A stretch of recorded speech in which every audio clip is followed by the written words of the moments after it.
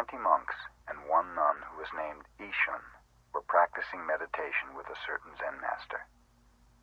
Ishun was very pretty, even though her head was shaved and her dress plain.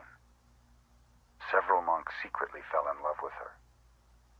One of them wrote her a love letter, insisting upon a private meeting. Ishun did not reply. The following day, the master gave a lecture to the group, and when it was over, Ishun arose. Addressing the one who had written her, she said, "If you really love me so much, come and embrace me now."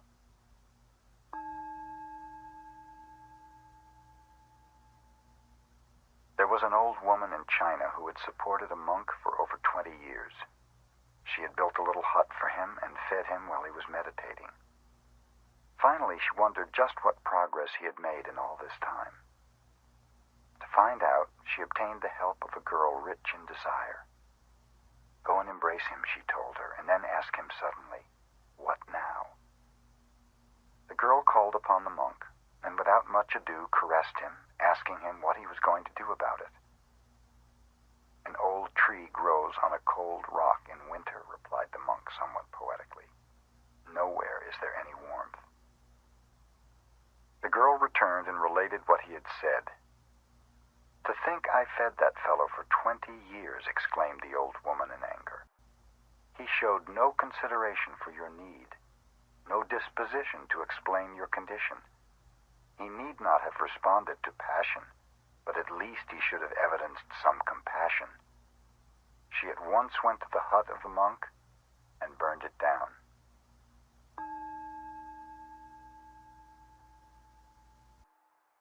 In the early days of the Meiji era, there lived a well-known wrestler called Onami, Great Waves. Onami was immensely strong and knew the art of wrestling. In his private bouts, he defeated even his teacher, but in public he was so bashful that his own pupils threw him. Onami felt he should go to a Zen master for help. Hakuju, a wandering teacher, was stopping in a little temple nearby, so Onami went to see him and told him of his great trouble. "Great Waves is your name," the teacher advised. "So stay in this temple tonight. Imagine that you are those billows. You are no longer a wrestler who is afraid. You are those huge waves sweeping everything before them, swallowing all in their path. Do this, and you will be the greatest wrestler in the land." The teacher retired. Onami sat in meditation, trying to imagine himself as waves. He thought of many different things. Then gradually he turned more and more to the feeling of the waves. As the night advanced, the waves became larger and larger. They swept away the flowers in their vases. Even the Buddha in the shrine was inundated. Before dawn, the temple was nothing but the ebb and flow of an immense sea. In the morning, the teacher found Onami meditating, a faint smile on his face. He patted the wrestler's shoulder. "Now nothing can disturb you," he said. "You are those waves. You will sweep everything before you." The same day, Onami entered the wrestling contest and won. After that, no one in Japan was able to defeat him.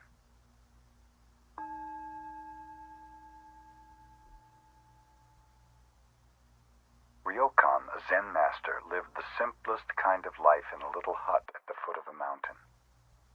One evening, a thief visited the hut, only to discover there was nothing in it to steal.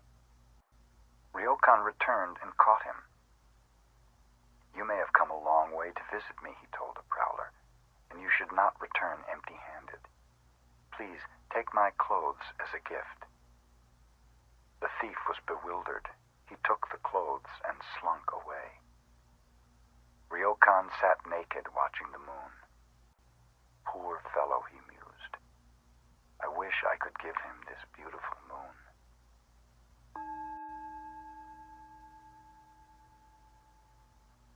The Zen master Hoshin lived in China many years. Then he returned to the northeastern part of Japan, where he taught his disciples.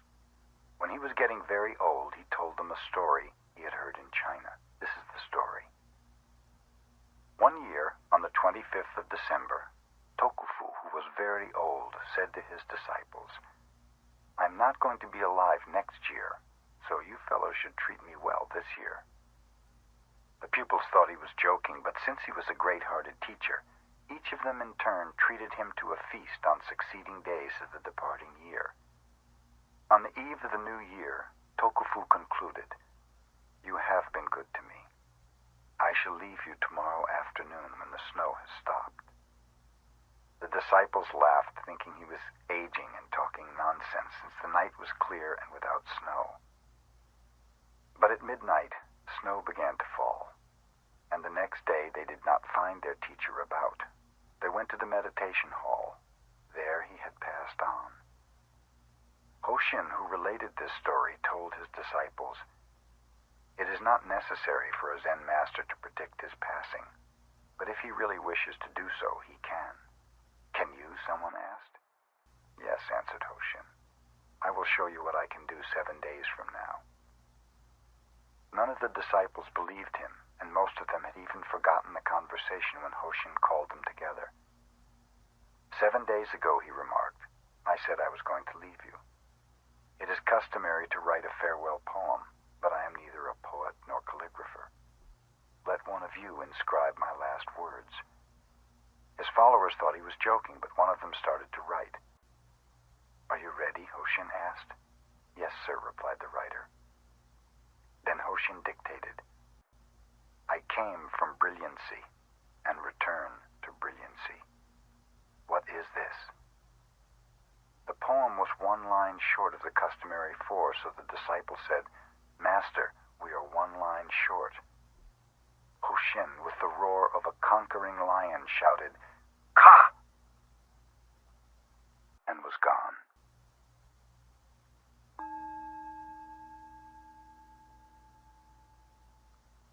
The exquisite Shunkei, whose other name was Suzu, was compelled to marry against her wishes when she was quite young. Later, after this marriage had ended, she attended the university where she studied philosophy. To see Shunkei was to fall in love with her. Moreover, wherever she went, she herself fell in love with others. Love was with her at the university, and afterwards, when philosophy did not satisfy her and she visited a temple to learn about Zen, the Zen students fell in love with her. Shunkei's whole life was saturated with love. At last in Kyoto, she became a real student of Zen. Her brothers in the sub-temple of Kenin praised her sincerity. One of them proved to be a congenial spirit and assisted her in the mastery of Zen. The abbot of Kenin, Mokurai, Silent Thunder, was severe. He kept the precepts himself and expected his priests to do so. In modern Japan, whatever zeal these priests have lost for Buddhism, they seem to have gained for taking wives. Mokurai used to take a broom and chase the women away when he found them in any of his temples, but the more wives he swept out, the more seemed to come back. In this particular temple, the wife of the head priest became jealous of Shunkei's earnestness and beauty. Hearing the students praise her serious Zen made this wife squirm and itch. Finally, she spread a rumor about Shunkei and the young man who was her friend.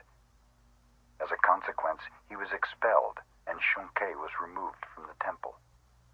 "I may have made the mistake of love," thought Shunkei, "but the priest's wife shall not remain in the temple either if my friend is to be treated so unjustly." Shunkei, the same night, with a can of kerosene, set fire to the 500-year-old temple and burned it to the ground. In the morning, she found herself in the hands of the police.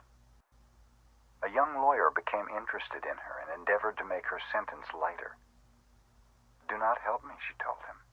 "I might decide to do something else which would only imprison me again." At last, a sentence of 7 years was completed, and Shunkei was released from the prison, where the 60-year-old warden also had become enamored of her. But now everyone looked upon her as a jailbird. No one would associate with her. Even the Zen people, who were supposed to believe in enlightenment in this life and with this body, shunned her. Zen, Shunkei found, was one thing, and the followers of Zen quite another. Her relatives would have nothing to do with her. She grew sick, poor, and weak. She She met a Shinsu priest who taught her the name of the Buddha of love, and in this Shunke found some solace and peace of mind. She passed away when she was still exquisitely beautiful and hardly 30 years old.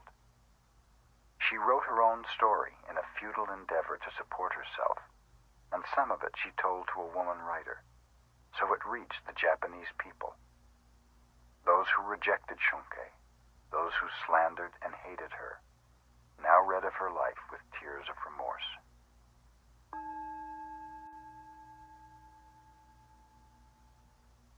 In Tokyo in the Meiji era, there lived two prominent teachers of opposite characteristics. One, Unsho, an instructor in Shingon, kept Buddha's precepts scrupulously. He never drank intoxicants, nor did he eat after 11 o'clock in the morning.